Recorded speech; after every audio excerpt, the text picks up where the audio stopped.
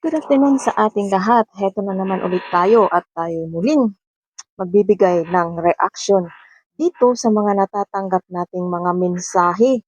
Umagang-umaga pa guys ay marami na tayong natatanggap na mga messages coming from ano, mga sulid kalingap. Sabihin na lang nating mga sulid kalingap at mostly dito is mga supporters ni Kalingap Edo. So ang topic ulit natin ngayon is ang topic ulit natin ngayon ay si Kalingap Edo. So ito na ngayon guys. Parang lumalaot na itong mga natatanggap nating mga balita. Mga balitang kababalaghan. Ano na ba ang nangyayari ngayon guys? Mukhang na, nagsasabong na talaga ang mga solid Kalingap Edo supporters at ang sinasabing mga antay. Sabihin na lang nating antay ito sila guys dahil sumusuporta sila doon sa umalis na ng Kalingap. At ang masaklap dito guys is may natanggap tayong mensahe, pinapatanong ito at this is concern about Kalingap Edo. Pero hindi naman natin ito pwedeng itanong sa kanya personally guys. Hayaan na lang natin kung may mga ibang reactors ang makakatuklas dito. So ito na guys.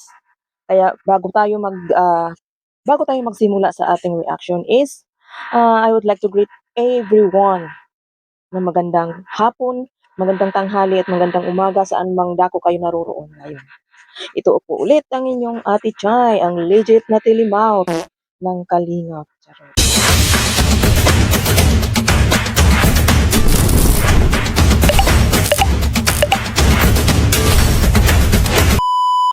Eto na naman tayo guys, paulit-ulit na lang. Medyo itong kasamahan natin. Isang Hong Kong supporters na naman ang lumalabas sa mga isang supporters naman dito sa Hong Kong ang lagi nilang tinatanong kung gaano ba ito kasolid as Kalingap supporters. Actually guys, na reaksyonan ko na siya ito, I think 2 weeks ago. At napangalanan na natin siya. At may nag-reaction na din ito na ibang reactors about dito sa mga, kung natatandaan nyo guys, is yung about sa boycott. At saka yung nag-spread ng forwarded messages coming from this so-called na big sponsors ko no. So ito na nga. Klaklaruhin natin kung gaano ba ito kasulid na Kalingap basta ang sinasabi niya is solid Kalingap supporter siya. Pero hindi naman natin nakikita na sumusuporta sa mga programa ni Kuya Val. At tanging nakikita lang natin siya na sumusuporta doon sa mga charity works ni Kalingap Edo.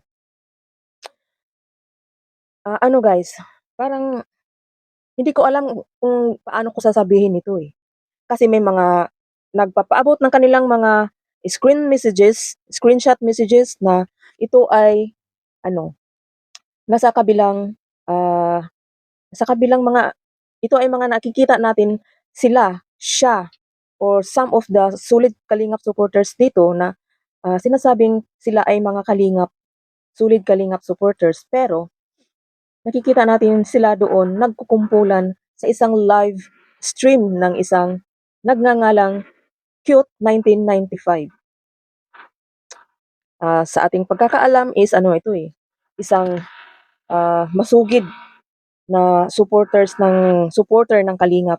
Pero nakikitaan na natin dito guys, yung mga ibang kasamahan niya is parang according sa iba is parang naiba na ang takbo ng kanilang landas ng sinasabi. Kaya guys, marami ang mga nagparating sa ating mga galing sa ating mga ibang kaibigan, not only here in Hong Kong, but somewhere along the road. Mga kaibigan din nating nasa ibang bansa like Middle East at saka some of them are from Singapore. Pinapatanong nila kung gaano ba sila kasulido. Pero hindi natin yan masasagot unless sila mismo ang magsasabi sa kani-kanilang mga live. At siguro tatanungin natin ang presidente ng Karepa kung gaano ba ito sila, kung legit ba sila na mga reactors na siyempre dito sila susuporta. Base sa aking nakikita ay sinusuportahan naman nila si Kalingap Edu. Pero sa kabila nun is nagsuporta pa rin sila doon sa dating ka-love team niya. So, ano ang matatawag natin dito? So, ito lang guys ang ano ko, ang masasabi ko is dapat ito ay bigyan ng pansin ng Karaba at bigyang pansin ng ating Karepa reactor, Karepa president na si Boss Berador. Aalamin natin kung gaano ba ito, kung ano ang stand nila sa Kalingap. Dahil marami na rin tayong mga natatanggap na mga mensahe, nagpapatanong kung sila ba ay mga tunay pa bang mga Kalingap supporters.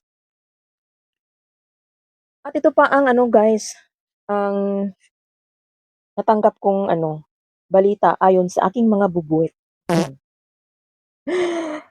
Gaano ba katotoo itong ipinatatanong nila? Pero hindi ko naman ito masasagot guys. At gaano ba ito ka-legit? Unless kung magsasalita si Kalingap Edo dito.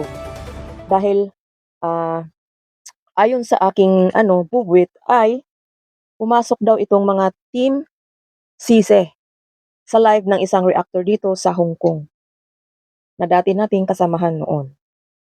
Dahil ang sabi niya doon, ang komento niya doon is pinasok daw ng team Sise itong Kalingap reactor dito sa Hong Kong at mga bigatin pang sinabi nila dito. Bigating ENV, sabi daw ni itong sponsor na si Melissa Manalo. Siya ang nagsabi doon sa reactor na nakitaan nila doon sa sa comment section na gaano ito katotoo na ikakasal na daw yung dalawa. Sino ang dalawa? Si Kalingap Edo at saka si V raw. So may sinabi pang kung kailan. Alam nyo ba guys kung kailan? This October daw. Kung gaano ba ito katotoo. Dito ha. Iwan ko pa guys kung ano na ang mga nila, ano ba ang gusto nilang ibig sabihin dito? Na bakit sila nagpapakalat ng mga ganyang balita na ikakasal na ang dalawa? Well, diyan natin makikita pagdating ng Oktubre kung totoo bang may kasalang magaganap. So yung iba, nakita naman natin sa mga reels, lalo na sa TikTok, na nag-live na ang kanilang idol. At doon na pumasok yung mga, sabihin nating mga panatiko. Kung ano-ano na ang nakita nila doon sa kaniyang live. Dahil viral na viral ito guys. Viral na viral itong pangalang Butchog. Siguro alam naman nating lahat kung sino si Butchog. So ito pa guys. Marami tayong nababasa na galing doon sa mga panatiko na ligtas daw ang may alam. Gaano ba katotoo itong mga pinagsasabi nila at ipinapakalat sa social media. Tapos may mga nababasa kong mga message o mga dito, mga sa comment section. Last night, reveal sa mga susunod, matanglawin, bantay. Unti-unti lang kasi mga nakaraan, meron din mga sulit lang ang nakakaalam niyan. Ito ay galing sa post ng isang mga nagngangalang Gina Talbo. Na may pinost siyang isang clips na galing ito sa kanilang dalaga. So ito lang ang masasabi ko guys. Hayaan natin yung iba kung saan sila masaya. Basta ang masasabi ko lang, kailangan nating makausap ang isang kasamahan natin dito kasi kalat na naman ang kanyang pangalan sa mga forwarded messages na natatanggap natin. Kakausapin natin ito kasi alam niyo ba sa premiere ngayon ni Kalingap Edo is bihira na rin nating makikita yung mga kulay berde, heart diyan.